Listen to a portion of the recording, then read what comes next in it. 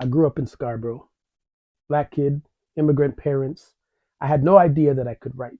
I found that light in grade 12, writing a poem just to be on a stage in a talent show that I was producing. I can still remember that high school day, receiving a page from Master T asking me if I wanted to come on Extend the Mix to speak about the event. At the time, Much Music was the community pulse on TV. Whether Speaker's Corner, you caught yourself clowning on Electric Circus, or mentioned in the listings on Rap City, City TV, was everywhere and was also the place to be. Thanks to Master T, ticket sales went through the roof. The first event was a success and I found it up from the roots, but not without a little controversy, courtesy of Director X, who was one of the top poets in the city back then, who went by Little X. That was back when we would listen to Ron Nelson and them. Our Saturdays were spent sitting by the tape deck, trying to record the Power Move show with DJ X on CKLN. During the week, we tune into Amaretto and King Turbo on the morning ride, the ladies of Dropping Dimes, Island Explosion, Urban Wake Up, Radio Dubplate. On Thursdays, we'd wake up to Worldwide with Prodigy, Jester, Chief. Community radio is where we would seek out glimpses of ourselves and stay connected to what was happening from block to block. Anyways, here I was, a teenager, finally finding my voice. But everywhere I went to perform, people said I was just making noise, that I wasn't really a poet. They labeled what I was doing and called it spoken word. There were no supports. But that all changed when a stray bullet killed Vivi Lamonis at Just Desserts. All of a sudden, we were being seen, albeit in a negative light. But almost overnight, there was funding, priority neighborhoods, and grants. Money pouring in to help nurture Black creativity and keep more from life on the street.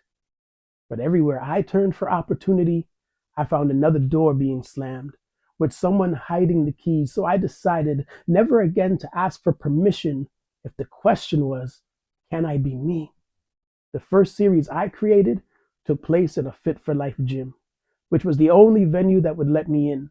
No one wanted to open their doors to a bunch of Black kids out of fear of what might happen to their biz. So I had poets, comedians, dancers, and those who could sing, while to the left of us, people were using treadmills and those elliptical things, but I took what I could get. Small first steps to success on an uncharted path. Down the road from my high school, there was another one called Lamb, with a young man who'd become the maestro of an entire land.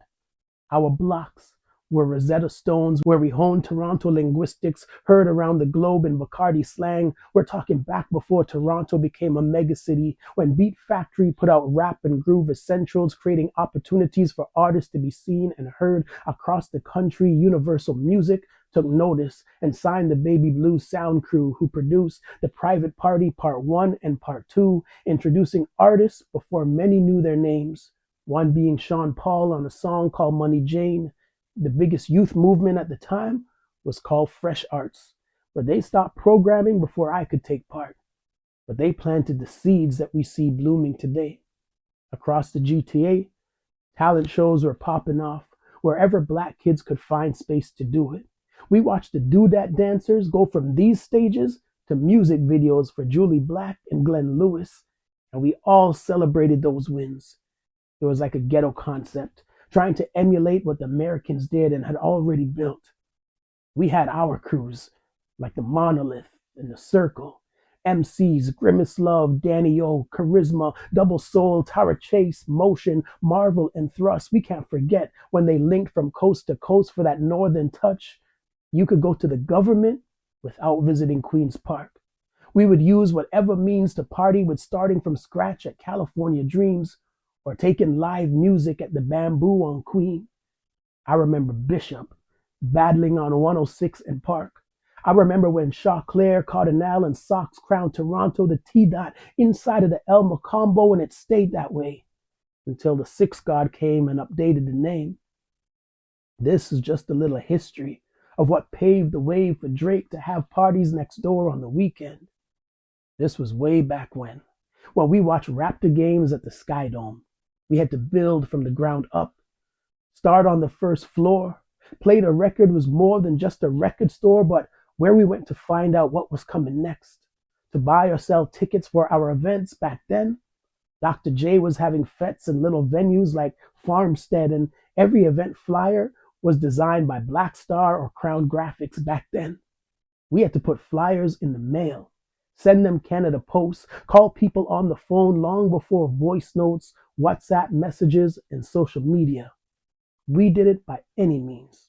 Long before there were priority neighborhoods and grants, Ebony Row was creating FemFat and the Honey Jam, which gave the world Nelly Furtado as a gift to them from us. I remember sharing stages with this guy named Kevin, singing at York University pubs, doing covers of Jodeci and Tevin Campbell songs. Before long, he'd take on the name Chaos and have us singing along. I remember Saul Guy coming to When Brothers Speak with an artist that he wanted me to meet.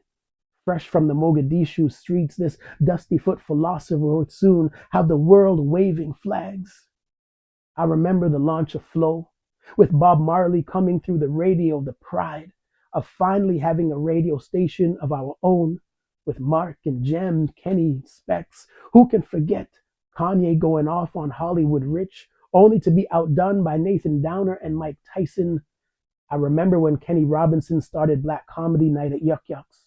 The audience wasn't afraid to boo, and there were talent shows in Malvern where they would throw Big Macs and cans of pop at you if you weren't bringing the heat. That is why I always believed that if you could make it here, you can make it anywhere. Now they've got grants and we can access funds, but I'm not sure if you learn what we learned from having nothing. Either way, the scene is still on the rise. We came up in the margins so that this generation could write and thrive on the main page. This is an ode to much simpler days, the paths we paved and the things we created, the foundation for so much of what we see today. Even with our essence being gentrified, some will try to take our gifts and want us to leave our blackness at the door. We've made it cool to be in the margins while we keep pushing that boundary even more.